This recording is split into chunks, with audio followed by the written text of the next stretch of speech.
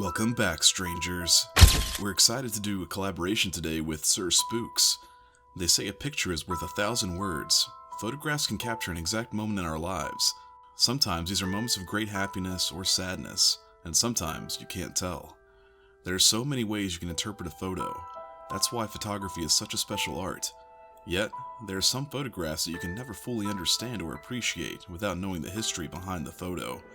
Today, we'll be covering 3 scary photos with disturbing backstories, and Mr. Spooks will be covering 5 scary videos with unexplained backstories. On the night of June 9th, 1979, at Luna Park, an amusement park in Sydney, Australia, a great tragedy occurred. A fire broke out on the ghost train ride at 10:15 p.m. Around 35 people were believed to be on the ride when smoke began coming from the tunnel doors inside the ride. The staff sounded the fire alarm and began evacuating everyone. At first, they believed that everyone had survived the fire until they found the bodies of 6 children and 1 adult in the debris of the ride. 3 of the victims were John Godson and his 2 sons, Damien and Craig. The family were on a vacation visiting the park with the boy's mother, Jennifer, who had just recently recovered from a brain hemorrhage that had left her in the hospital for 3 months. It was their first full day together as a family in months, and sadly, their last. That night, the family had enough tickets to ride one last ride, but Jennifer had suddenly felt like getting ice cream, so her husband and kids made the fatal decision to ride the ghost train without her. It was the only ride they rode without her.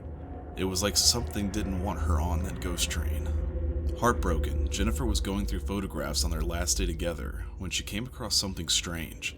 The very last photo of her son Damien was of him next to an intimidating figure wearing a mask that was made entirely out of cow skins, with horns atop its skull.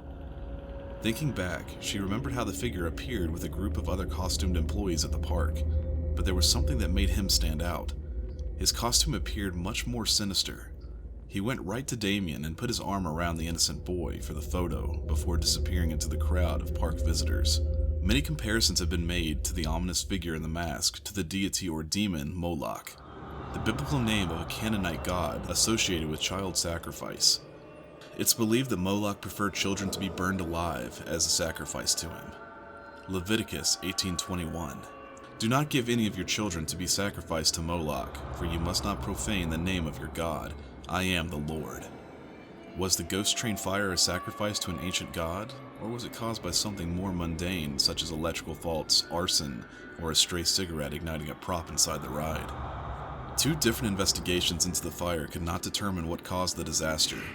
The investigation did conclude that the fire was so horrendous because of the lack of a sprinkler system since the ride was installed in the park in 1935.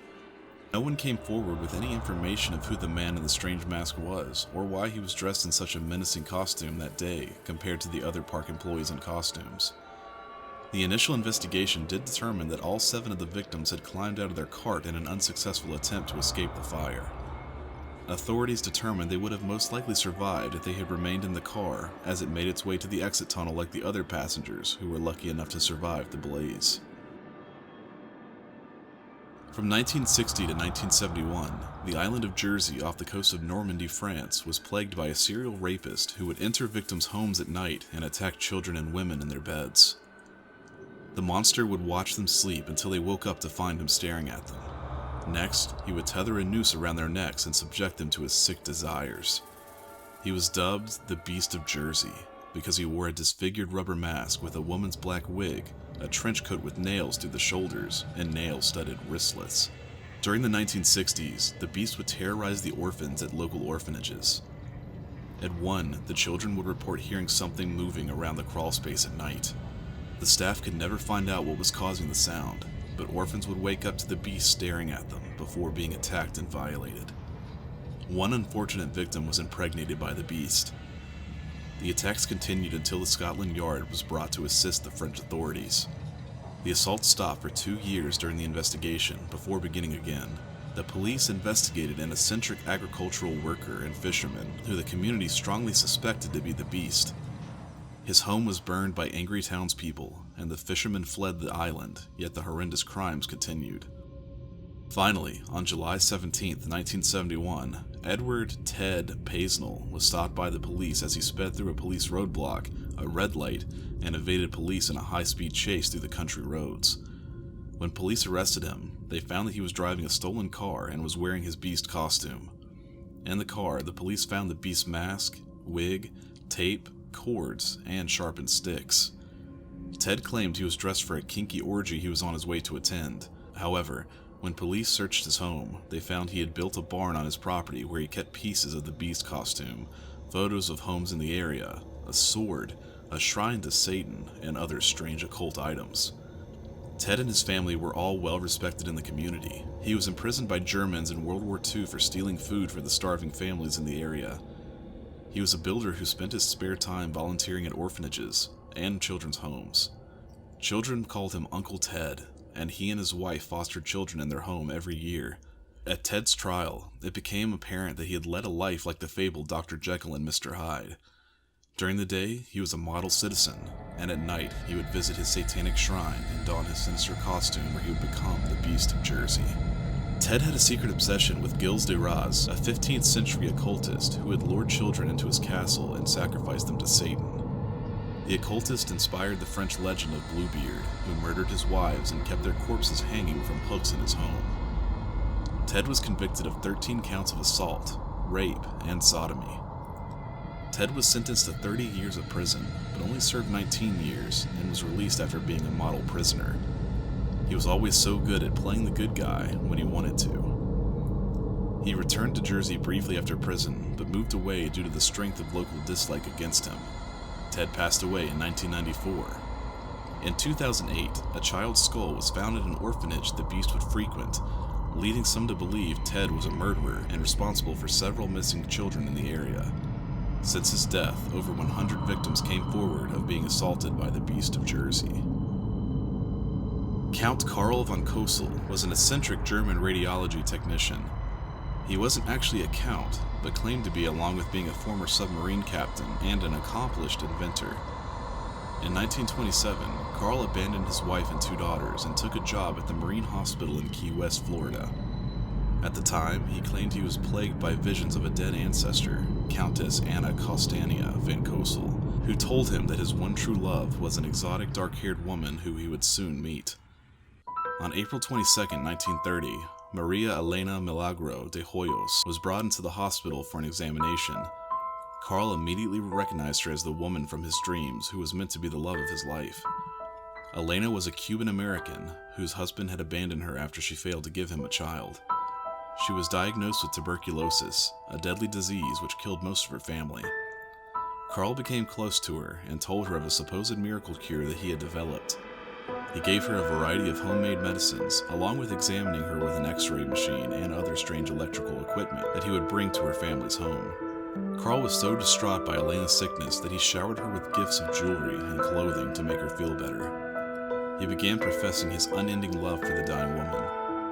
In her last days, there is no evidence to suggest that Elena felt the same for Karl. She was so sick and fighting to survive, but nothing Karl could do could save her. Elena passed away on October 25, 1931, and Karl was devastated. He paid for her funeral and had an extravagant mausoleum built for her. He even hired the best mortician he could find to make sure her body looked as immaculate as the first day they met. Karl visited her grand mausoleum nightly. He would sing her favorite Spanish songs and talk to her. He believed her spirit would come to him at night and tell him to take her from the grave. Finally, one evening in 1933, Karl used his key to the mausoleum to remove Elena's body and take her home with him. Then he began reconstructing her decomposed corpse. Karl replaced her skin with a silk cloth he soaked in mortician's wax. He used wire and coat hangers to hold her bones and limbs together and fitted her face with glass eyes. He slowly brought Elena back to life and painstakingly tried to restore her to her former glory. Karl filled her chest and abdominal cavity with rags to keep her original form, along with dressing the body with clothes, jewelry, and gloves. When the restoration was complete, he took her to his bedroom and laid her in his bed, where the two slept together for the next 7 years.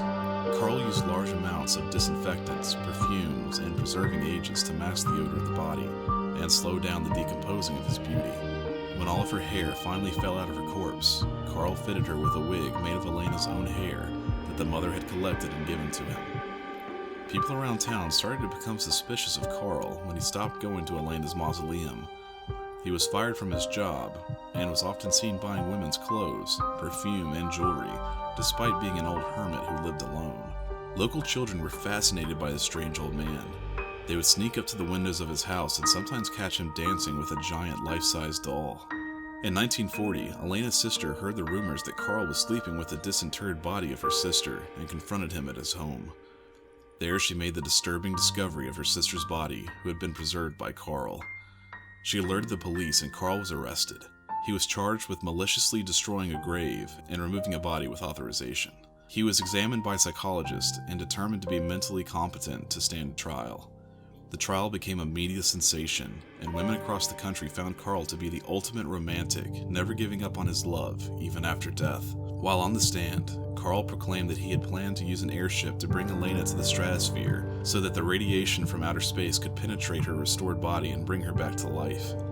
Nothing came of the trial, and Carl was cleared of all charges because it was determined that the statute of limitations had expired on all crimes he had committed. Elena's corpse was studied by physicians and pathologists.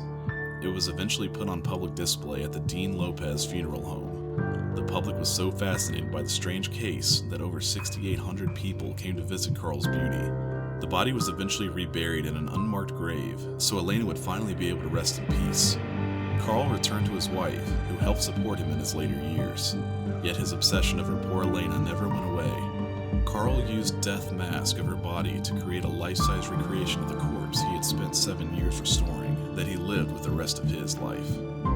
He passed away on July 3, 1952, and was discovered alone in his home with only the recreated body of Elena. Some sources claim the recreation was the real body that had been returned to Carl after the trial. Many pitied the lonely man, and there were records that he requested that the body be returned to him after the trial. Thanks, strangers, for watching. Be sure to check out Sir Spooks' video on 5 scary videos with unexplained backstories. Be sure to leave him a comment letting him know you came from us. Also, be sure to check out our side channel where we're posting daily content. And as always, stay strange.